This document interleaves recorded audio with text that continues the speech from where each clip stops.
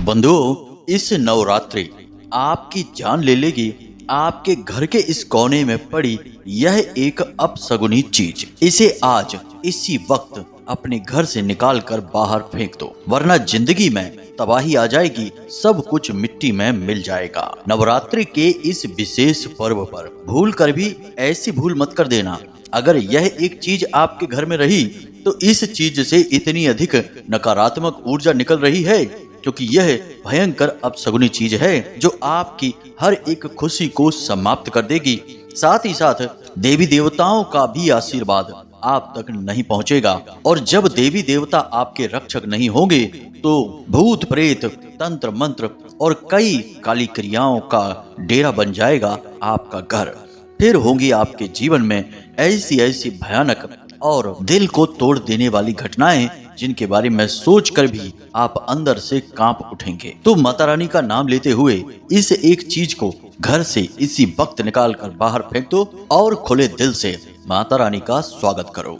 तो जयकारा बोलो माता रानी का, जगत माई महामाई माँ भद्रकाली की जय बोलो, माता रानी के सांचे दरबार की जय बोलो।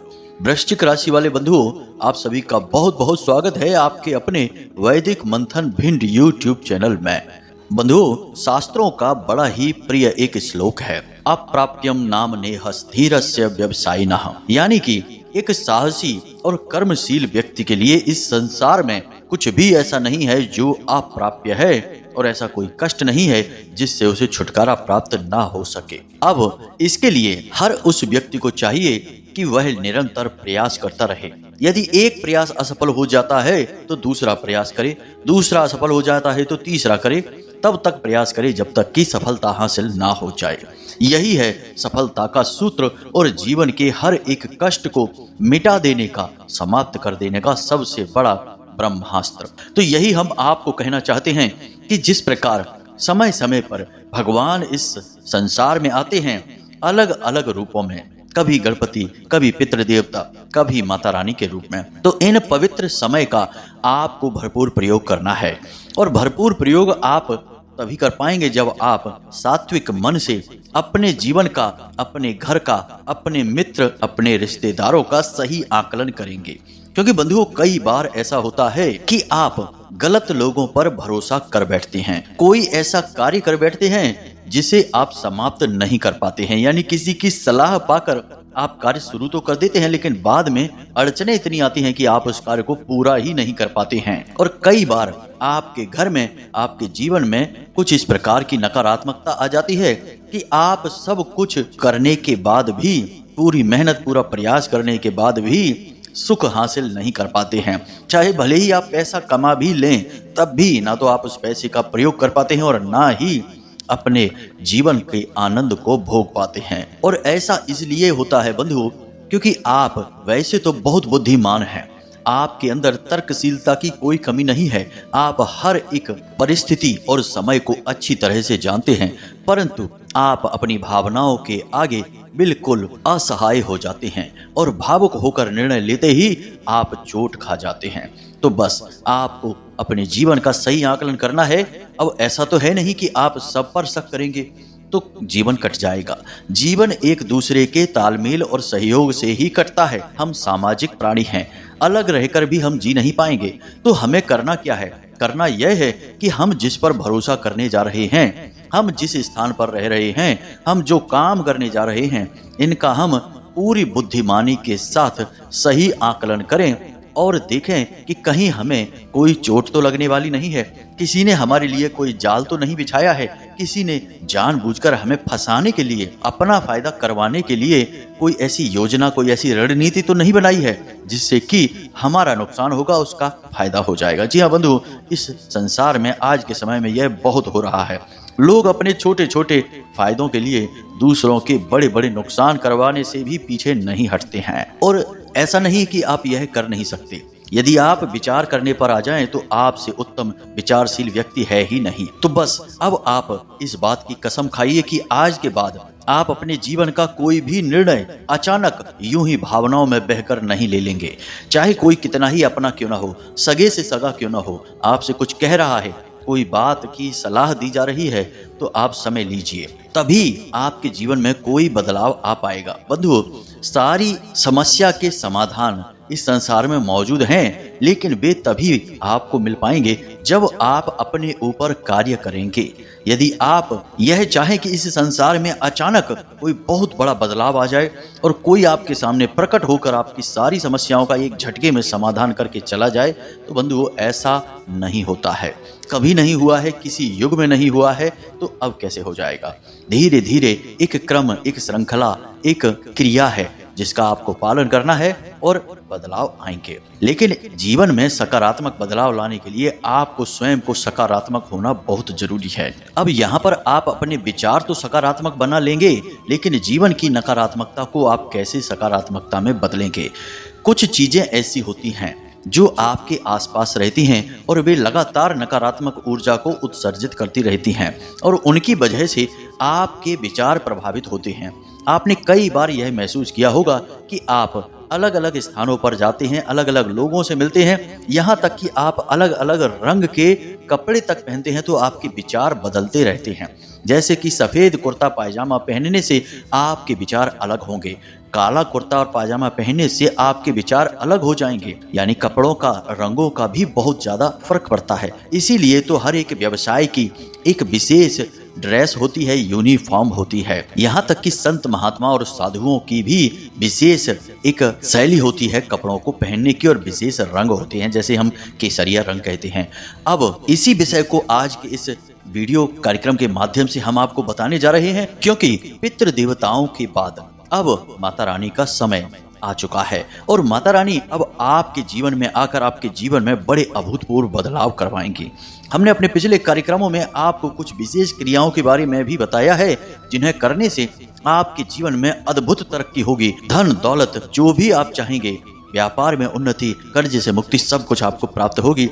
लेकिन आज के इस कार्यक्रम में हम आपको कुछ ऐसी चीजों के बारे में बताएंगे जिन्हें आपको अपने घर से तुरंत इसी समय निकाल कर बाहर फेंक देना चाहिए। और फिर अंत में हम आपको उस एक चीज के विषय में भी बताएंगे जिसे तो हर हालत में आपको निकाल कर फेंक ही देना है। यह भयंकर नकारात्मक ऊर्जा उत्सर्जित कर रही है और यह आप तक किसी भी देवी देवता की कृपा और आशीर्वाद को पहुंचने नहीं देगी। तो जल्द से जल्द बस आपको यह कार्य करना है कि इस चीज से छुटकारा प्राप्त कर लेना है। बंधुओं, इसी के साथ साथ हम संपूर्ण नवरात्रि में आपके जीवन में किस प्रकार से बदलाव आएंगे, ग्रहों की क्या चाल रहने वाली है, कौन से विशेष योग हैं, कौन से नकारात्मक ग्रह योग और घटनाएं होने वाली हैं आपके जीवन काल में, सब कुछ आपको ज्योतिषीय आकलन के आधार पर विस्तार से और सटीक राशिफल के तौर पर बताने जा रहे हैं। तो बंधुओं, इस कार्यक्रम को बनाने में हमने बहुत मेहनत की है।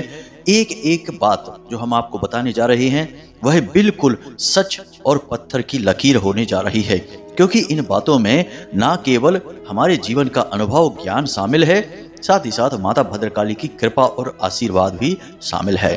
तो बस आपको करना यह है कि इस कार्यक्रम को अंत तक देखना है। यदि आप इस कार्यक्रम को अंत तक देखेंगे तो सबसे पहली बात कि आप अपने जीवन में आने वाली बड़ी मुसीबतों को टाल देंगे, जो कि बहुत ही जरूरी है, वरना आप पूरी तरह से फंस जाएंगे। और दूसरा कि हम आपको कुछ ऐसे शक्तिशाली और गुप्त मार्ग भी बताने वाले हैं, यानी क्रियाओं के बारे में बात करने वाले हैं, जिनसे माता रानी की सीधी कृपा और आशीर्वाद आप तक पहुंचेगी, क्योंकि ये 9 दिन माता रानी को ही समर्पित हैं। तो उम्मीद करते हैं कि आप हमारी भावनाओं को, बातों को समझ चुके हैं। अब कार्यक्रम को अंत तक अवश्य देखेंगे। तो चलिए बंधु, कार्यक्रम को शुरू करें, लेकिन माता रानी को उससे पहले आभार जरूर व्यक्त कर दें। कमेंट बॉक्स में पूरे भक्ति भाव के साथ प्रेम से लिखिए, जय माँ भद्रकाली कृपा करो। माता रानी निश्चित तौर पर आपके ऊपर कृपा बनाएंगी, हमें पूर्ण विश्वास है। इसी के साथ साथ बंधुओं, यदि आप इस चैनल कार्यक्रम पर पहली बार आए हैं तो आप इस चैनल को सब्सक्राइब अवश्य कर लें। बंधुओं, हम आपको सर्वश्रेष्ठ और समय अनुकूल ज्ञान पूरी प्रामाणिकता के साथ उपलब्ध कराते हैं और जो बातें हम आपको बताते हैं वे हमारे जीवन के अनुभव पर आधारित होती हैं, माता रानी की कृपा और आशीर्वाद को लेकर आती हैं। तो ऐसे में आपके जीवन को बदलने का आपके हाथ में यह एक सुनहरा अवसर है कि आप सर्वश्रेष्ठ ज्ञान को ही चुनें। तो चलिए जल्दी से चैनल को सब्सक्राइब करिए, बगल में जो सब्सक्राइब का बटन है उसे अभी दबा दीजिए।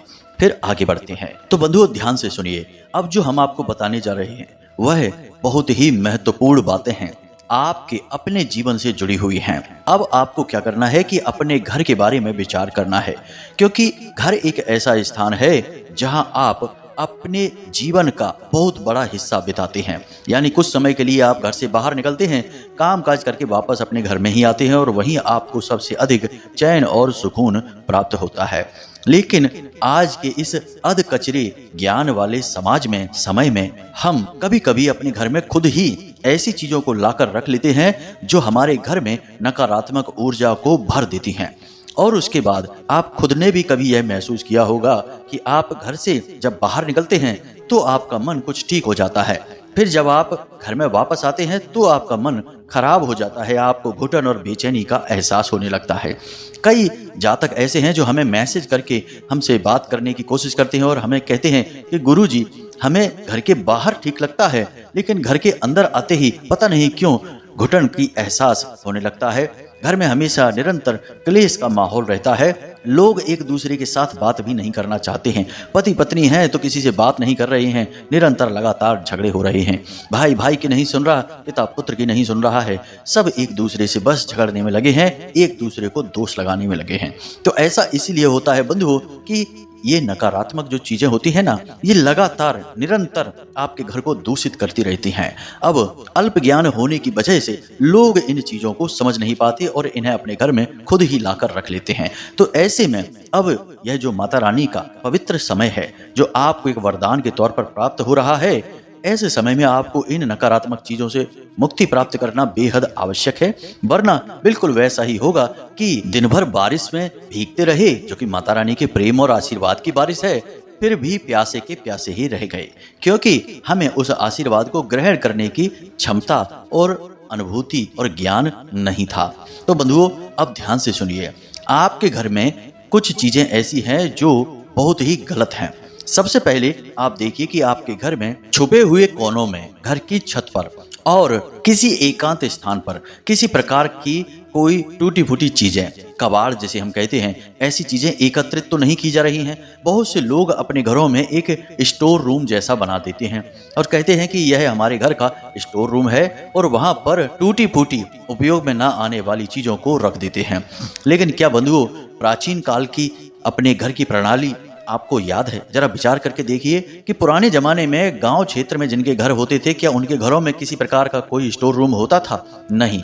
हमारे हिंदू धर्म में टूटी फूटी चीजों को नकारात्मक चीजें माना जाता है, खंडित चीजें माना जाता है, और उन्हें अपने घर में रखना भी अशुभ होता है। लेकिन यह विदेशी परंपरा है, और हमने पहले ही कहा कि आज का जो हमारा समाज है, यह ना तो देसी हो पाया और ना ही विदेशी, अधकचरा बनकर रह गया है। इस वजह से उल्टी सीधी मान्यताओं को मानने लगा है। तो यदि आप कोई टूटी फूटी चीज अपने घर में यूं ही रखे हुए हैं बिना उपयोग के, तो वह खंडित है, नकारात्मक है, लगातार नकारात्मक ऊर्जा को उत्सर्जित कर रही है। कोई कुर्सी टूट गई है, कोई पलंग टूट गया है, कोई घड़ी खराब हो गई है, कैलेंडर थोड़ा सा फट गया है, मूर्ति टूट गई है, किसी भी प्रकार का कोई टूटा फूटा सामान आपके घर में पड़ा है, उसे तुरंत निकाल कर बाहर कर दीजिए। अब एक छोटी सी परंपरा है, इसे जरा ध्यान से सुनिए। माता लक्ष्मी पूरे वर्ष में कब आपके घर में आती हैं? मतलब रुपए पैसे तो आते ही रहते हैं, हम उनकी बात नहीं कर रहे हैं। त्योहार के तौर पर कब माना जाता है कि माता लक्ष्मी का आगमन होगा? दीपावली पर। जी हाँ बंधुओं, दीपावली पर माता लक्ष्मी का आगमन होता है। तो दीपावली पर हम सब लोग मिलकर क्या करते हैं? सबसे पहला काम कि हम अपने घर से कूड़ा कबाड़ यानी कि टूटी फूटी पुरानी चीजों को बाहर कर देते हैं। आपने अक्सर देखा होगा कि घरों की सफाई होती है, लेकिन उससे भी पहले घर की जो टूटी फूटी खराब हो चुकी पुरानी चीजें हैं, उन्हें घर से बाहर निकाल दिया जाता है, कबाड़ी वाले को दे दिया जाता है। ऐसा क्यों करते हैं? क्योंकि हम जानते हैं कि माता लक्ष्मी ऐसे घर में आएंगी ही नहीं जहां कबाड़ का सामान पड़ा रहता है। तो फिर हम केवल एक दिन के लिए माता रानी के पूजन के लिए यह कार्य करेंगे, और वर्ष भर फिर हम वही गलती दोहराते रहेंगे कि कबाड़ अपने घर में इकट्ठा करते रहेंगे।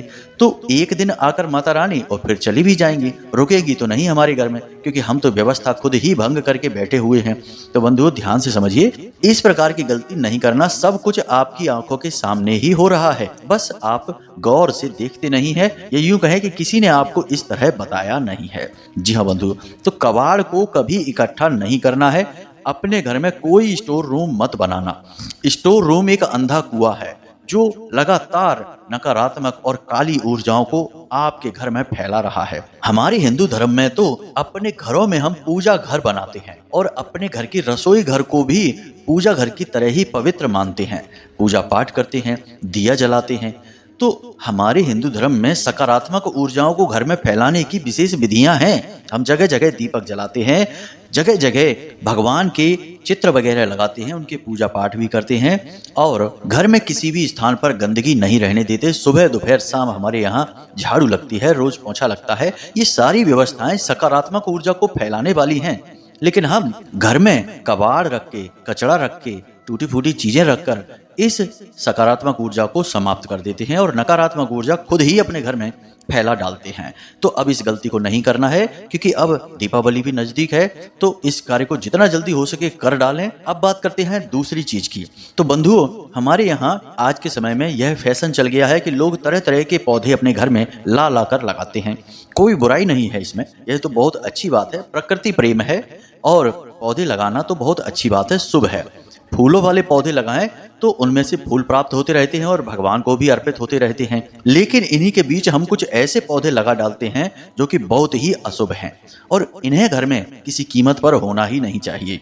जैसे कि कैक्टस का पौधा। जी हाँ बंधुओं, आपने अक्सर सुना होगा कि लोग कैक्टस का पौधा अपने घर में लगा देते हैं, जिसमें कि कांटे ही कांटे होते हैं। पहली बात कि हिंदू धर्म में कांटेदार पौधे को अशुभ माना जाता है। अब दूसरी बात, आप विचार करके देखिए कि यह कैक्टस का जो पौधा होता है, यह संसार में किन स्थानों पर पाया जाता है? हमेशा रेतीले और रेगिस्तान वाले क्षेत्रों में पाया जाता है, जहाँ की वनस्पति पैदा नहीं होती है, जल स्रोत नहीं होते हैं, केवल मरुस्थल होता है, जीव जंतु भी ठीक से पनप नहीं पाते हैं। ऐसे स्थानों पर यह कैक्टस का पौधा पनपता है। यानी कि कितनी भयंकर नकारात्मकता को अपने साथ रखता है कि मरुभूमि में, यानी जो मृत क्षेत्र है, वहां पर यह पौधा उगता है और आप इसे अपने घर में ले आए हैं। अब क्या होगा? आपका विनाश नहीं होगा तो क्या होगा? आप कहेंगे कि गुरुजी, हमारे कोई काम बनते ही नहीं है, हम कोई भी उपाय कर लें वह फलित ही नहीं होता है। लगता है जैसे कोई हमारे कामों में जानबूझकर बाधा डाल रहा है। तो बाधा नहीं आएगी तो क्या होगा? आपने तो खुद ही ऐसा कार्य कर डाला है। अब दूसरा कि कुछ पौधे ऐसे होते हैं जिनमें पत्तियां ही नहीं होती हैं, केवल लकड़ियां ही लकड़ियां होती हैं। जी हाँ बंधुओं, यह भी एक फैशन चल गई है आज के समय में कि लोग ऐसे पौधे लगा देते हैं जिनमें कि फैशन के तौर पर टेढ़ी मेढ़ी लकड़ियां ही लकड़ियां होती हैं और पत्तियां नहीं होती हैं। असल में वे सूखे हुए पौधे होते हैं, बस वे डिजाइन बनी होती है ऐसी उनकी कि वो देखने में सुंदर लगते हैं। उन पौधों को घर में लगा लिया। अब सूखा हुआ पौधा भी तो मृत्यु का प्रतीक है, वह भी तो मर चुका है।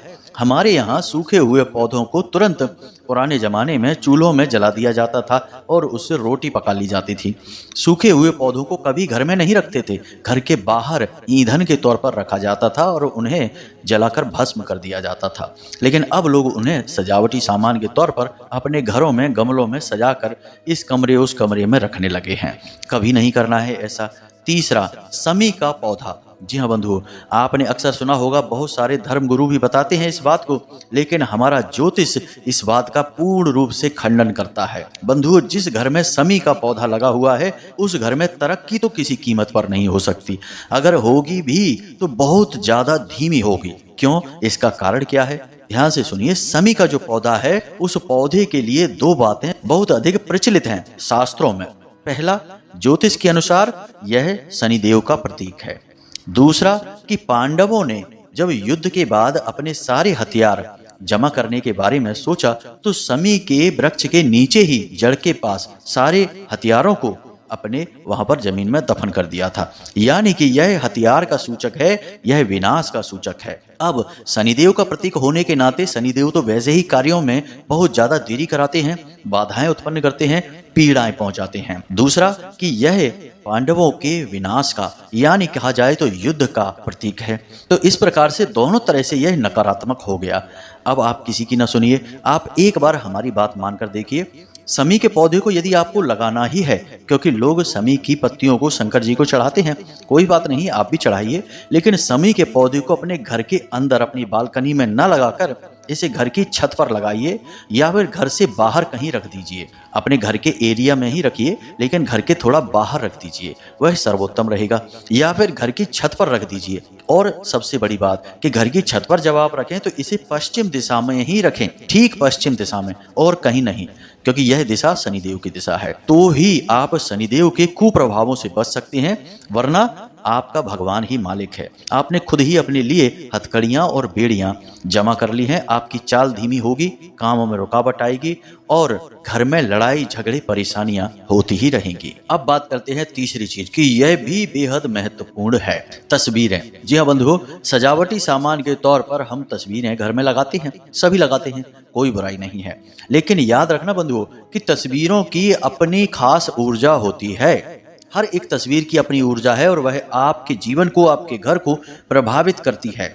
अब आप सोचेंगे कि यह आप क्या कह रहे हैं, तस्वीरों की कैसी ऊर्जा? तो बंधुओं, एक छोटा सा उदाहरण है। तस्वीरों के ऊपर आपको समझ में आ जाएगा कि आप अपने घर के पूजा घर में जाइए और वहां पर भगवान की तस्वीरें, जिनकी आप दिन रात पूजा पाठ करते हैं, वे तस्वीरें ही तो हैं। और उनसे आप लगातार सकारात्मक ऊर्जा, प्रेरणा और शक्ति प्राप्त कर रहे हैं। वह क्या है? ऊर्जाएं हैं, तभी तो आपको मिल रही हैं। जहां कुछ होगा ही नहीं, वहां से आपको क्या मिलेगा? तो जैसे भगवान की तस्वीर में सकारात्मक ऊर्जा, भगवान की ऊर्जा वास करती है, हनुमान जी की तस्वीर में हनुमान जी की सकारात्मक ऊर्जा वास करती है, उसी प्रकार हर एक तरह की तस्वीर में हर एक तरह की ऊर्जा होती है। जैसे कि दौड़ते हुए घोड़ों की तस्वीर में नए अवसर, नए मौके और तरक्की की ऊर्जाएं होती हैं। इसी प्रकार ताजमहल में मृत्यु की, नकारात्मक की ऊर्जाएं होती हैं। इसी प्रकार शेर की तस्वीर में हिंसा की ऊर्जाएं होती हैं, यानी गुस्सा बढ़ाएगा और आक्रामक बनाएगा। इसी प्रकार झरने की, जल की तस्वीर में शांति, सुकून, पवित्रता और धन की ऊर्जाएं होती हैं। तो अब जरूरत यह है कि आपने अपने घर में तस्वीरों को कहाँ लगा रखा है, किस दिशा में लगा रखा है, और दूसरा कि कहीं कोई गलत तस्वीर तो आपने अपने घर में नहीं लगा रखी है, और तीसरी बात कि कोई कटी फटी टूटी हुई तस्वीर या जो फ्रेम की हुई तस्वीर है वह तो नहीं लगा रखी है। तो अब ध्यान से सुनिए इसके विषय में। सबसे पहली बात कि आपके घर में 3-4 तरीके की तस्वीरें हैं जो हर हालत में होनी ही चाहिए। जैसे दौड़ते हुए घोड़ों की तस्वीर, जो घोड़े आपकी तरफ दौड़कर आ रहे हों, ना कि इधर उधर भाग रहे हों, एक ही दिशा में भाग रहे हों। घोड़े सफेद रंग के होने चाहिए और जल में यानी पानी में दौड़ रही हैं तो सर्वोत्तम है। इससे यह पता लगता है कि यह आपके जीवन में मौके लेकर आने वाली ऊर्जा है। आपको नए नए अवसर प्राप्त होंगे, पैसे कमाने के, धन के। अब इस तस्वीर को आपको लगाना कहाँ है? तो इसे आपको अपने घर की उत्तर दिशा में लगाना है, क्योंकि वह कुबेर देवता की दिशा है। अब उगते हुए सूरज की तस्वीर, यह भी बहुत जरूरी है। इसे आपको अपने घर की पूर्व दिशा में लगाना है, क्योंकि वह सूर्य देवता की दिशा है। इसी के साथ साथ अपने घर के सभी सदस्यों की एक साथ मिलकर फैमिली फोटो को आपको अपने घर की पश्चिम दिशा में लगाना है, क्योंकि वह बढ़त की दिशा है। वहां जो भी चीज रख देंगे वह निरंतर बढ़ती जाएगी। तो ठीक पश्चिम दिशा में आप लगा देंगे। इसी प्रकार झरने की तस्वीर जिसमें पानी बहकर आपकी ओर आ रहा हो, उसे भी आप उत्तर दिशा में लगाएंगे, क्योंकि वह धन की दिशा है। और उत्तर दिशा से पश्चिम दिशा के थोड़ा बीच में लगाएंगे, क्योंकि वह जल की भी दिशा है। अब कौन सी तस्वीरें हैं जो आपको अपने घर में भूल कर भी नहीं लगानी है? तो सबसे पहले ताजमहल की तस्वीर भूल कर भी ना लगाएं। कोई आपको गिफ्ट यदि ताजमहल कर देता है, जैसे कि कोई गिफ्ट आइटम में आपको कर देता है, तो उसे बिल्कुल भी स्वीकार ना करें। अपने घर में तो भूल कर भी लेकर ना आएं, क्योंकि वह एक मकबरा है। दूसरा कि किसी हिंसक पशु की, पक्षी की तस्वीर आपको नहीं लेनी है, अपने घर में नहीं रखनी है। तीसरा, युद्ध की, डूबते हुए सूरज की, डूबते हुए जहाज की, यानी कि समुद्र में तेज लहरें हैं और जहाज उसमें डूब रहा है, ऐसी कोई तस्वीर। इसी के साथ साथ कोई एक ऐसी तस्वीर जिसमें कि लंबा रास्ता दिखाई दे रहा है जाने के लिए, एक लंबी सी सड़क दिखाई दे रही है, ऐसी तस्वीर भी आपको नहीं लेनी है, अपने घर में नहीं लगानी है। यदि है तो उसे निकाल कर बाहर फेंक दें। इसी के साथ साथ भगवान की कोई भी तस्वीर भगवान के मंदिर से, यानी जो आपका पूजा घर है, उससे बाहर नहीं होनी चाहिए। भगवान की तस्वीरें सजावटी सामान के तौर पर बिल्कुल प्रयोग नहीं होनी चाहिए। लोगों की आदत होती है कि अपने घर में इधर उधर जहां भी उनका मन करता है, कुछ तो अपने बेडरूम में ही भगवान की तस्वीरें लगा देते हैं। यह बहुत ही अशुभ है, अनिष्टकारी है। इसी के साथ साथ आपके पूजा घर में जो तस्वीरें रखी हैं, देख लें कि कहीं कोई तस्वीर जरा भी कटी फटी ना हो, खंडित ना हो, उसे भी बदल दें। तस्वीरों को जल प्रवाहित करें, यूं ही कहीं ना फेंक दें। किसी भी प्रकार की तस्वीर हो उसे जल प्रवाहित ही करें। इसी के साथ साथ देख लें बंधुओं कि आपके घर में कोई ऐसी किताबें ना पड़ी हो जिन्हें लंबे समय से खोलकर ना देखा गया हो, चाहे किताबें किसी भी विषय पर हो। धार्मिक किताबें भी यदि हैं तो उन्हें भी प्रतिदिन थोड़ा सा खोलना और थोड़ा सा पढ़ना अनिवार्य होता है। लंबे समय से यदि वे भी बंद रहेंगी तो वे भी नकारात्मक ऊर्जा उत्सर्जित करने लगती हैं।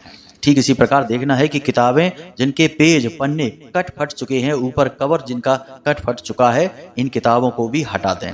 और सीधा सही तरीका यही है कि किताबों और तस्वीरों को यदि आप अपने घर से हटाना चाहते हैं तो इन्हें यूं ही कहीं ना फेंक दें। यह सरस्वती माता का भी अपमान होगा और असल में दिव्य शक्तियों को भी नाराज करेगा। तो आपको इन्हें या तो जल प्रवाहित करना है या फिर पीपल के वृक्ष के नीचे जमीन में इन्हें दबा देना है, मिट्टी के नीचे। जी हाँ बंधुओं, यह तो थी विशेष जानकारी चीजों के विषय में जिसे आपको होना बहुत अनिवार्य है, वरना आप अपने घर के वातावरण को किसी भी कीमत पर सकारात्मक नहीं बना पाएंगे। अब हम आपको बताने जा रहे हैं उस एक चीज के बारे में जो आपके घर को पूरी तरह से नकारात्मक बनाए हुए है और माता रानी भी आपके जीवन में कोई बदलाव नहीं ला पाएंगी यदि आप इस एक चीज से छुटकारा प्राप्त नहीं कर पाएंगे तो जल्द से जल्द इसे अपने घर से हटाएं। तो ध्यान से सुने। तो बंधुओं, यदि पितृ पक्ष में आपने अपने पितरों से जुड़ी कोई सामग्री अपने घर में लाई है, जैसे कि आपने अपने घर के दरवाजे पर तोरण लगाया है जो कि हर धार्मिक और मांगलिक कार्य में प्रयोग किया जाता है। दूसरा कि पितरों के नाम से यदि आप कोई चीज घर में लेकर आए थे तो उसे अब हटा दीजिए, क्योंकि सर्व पितृ अमावस्या के बाद पितृ देवता जा चुके हैं। इसी प्रकार कुश जिसका प्रयोग पितृपक्ष में लोग करते हैं, श्राद्ध कर्म के समय पर प्रयोग की जाती है, तो इस कुशा को भी आपको अपने घर से हटा देना है। यानी कि पितृपक्ष में पितरों से जुड़ी जो भी चीजें आप अपने घर में लेकर आए हैं, यदि वे अब भी आपके घर में रखी हैं तो उन्हें आप हटा दें, क्योंकि अब जो आपके ऊर्ध्वगामी पितृ जो हैं वे तो पितृलोक जा चुके हैं। अब अधोगामी पितृ जिन्हें हम प्रेत कहते हैं, जिन्हें पितृलोक में प्रवेश नहीं मिलता है, वे भटकेंगे और अब उन चीजों का उपभोग वे करेंगे और आपके घर में तांडव मचाएंगे। जी हाँ बंधुओं, तो पितरों से जुड़ी जो भी चीजें हैं, प्रसाद सामग्री है, दीपक है, जो भी आपने पितृपक्ष में दीपक जलाया पितरों के नाम से, वह दीपक सब कुछ जो भी आपको समझ में आ रहा है सब कुछ निकाल कर जल विसर्जित कर दीजिए। यह बहुत अनिवार्य है, वरना प्रेतों की छाया आपके घर पर लगातार बनी ही रहेगी और आप भयंकर तरीके से परेशान हो जाएंगे। प्रेतों की पीड़ा की कोई हद नहीं है बंधुओं, किसी भी हद तक आपको प्रेत पीड़ा पहुंचाएंगे। अब सबसे बड़ी बात, इसे जरा ध्यान से समझिए कि कुछ चीजें ऐसी होती हैं जो पितृ देवताओं से सीधी जुड़ी होती हैं। जैसे कि कोई व्यक्ति स्वर्गवासी हाल में हुआ है और उसकी प्रयोग की जाने वाली चीजें हैं, जैसे कि उसके प्रयोग की जाने वाली घड़ी है, मोबाइल है, या उसकी कोई चीजें हैं, वस्त्र हैं, तो उन चीजों को भी आपको अपने घर से हटाना ही होगा। हमारा हिंदू धर्म यह कहता है कि जब कोई इंसान चला जाता है तो उसकी उपयोग की जाने वाली सारी सामग्री और चीजों को भी घर से हटा देना चाहिए, वरना उस इंसान की ऊर्जा या उस जैसे कई अन्य प्रेतों की ऊर्जाएं आकर्षित होती रहती हैं और घर में विनाश लीलाएं होती रहती हैं। तो इस प्रकार आपको अपने स्व विवेक से इन चीजों के बारे में सही अनुमान लगाना है, आकलन लगाना है, और पितरों से जुड़ी कोई भी चीज यदि आपके घर में है तो आप उसे अपने घर से निकाल कर बाहर फेंक दीजिए। बाहर फेंकने का मतलब है कि उसे जल विसर्जित कर दीजिए, यूं ही कहीं भी मत फेंक देना, वरना यह पितरों का सीधा अपमान हो जाएगा। जी हाँ बंधुओं, यह तो कहने का चलन होता है जो कह दिया जाता है। तो उम्मीद है बंधुओं कि यहाँ तक आपको सारी बातें समझ में आ गई हैं। हमने हर एक बात को पूरे विस्तार के साथ बताया है। इस वीडियो कार्यक्रम को हमने बहुत ही भाव के साथ तैयार किया है। अब यदि कोई प्रश्न आपके मन में उठे तो आप बेफिक्र होकर कमेंट करके पूछें, या फिर डिस्क्रिप्शन बॉक्स में दिए गए व्हाट्सएप नंबर पर मैसेज करके भी पूछ सकते हैं। समय मिलने पर हम आपके प्रश्न का जवाब आपको अवश्य देंगे। इसी के साथ साथ आज के इस कार्यक्रम को समाप्त करते हैं। हमेशा हंसते रहिए, मुस्कुराते रहिए, सकारात्मक रहिए और दिन में एक बार मंदिर अवश्य जाइए, क्योंकि आपका उद्धार उन्हीं की कृपा से होना है। तो प्रेम से बोलिए जय माई की जय, मां भद्रकाली। माता रानी आपका कल्याण करें। धन्यवाद।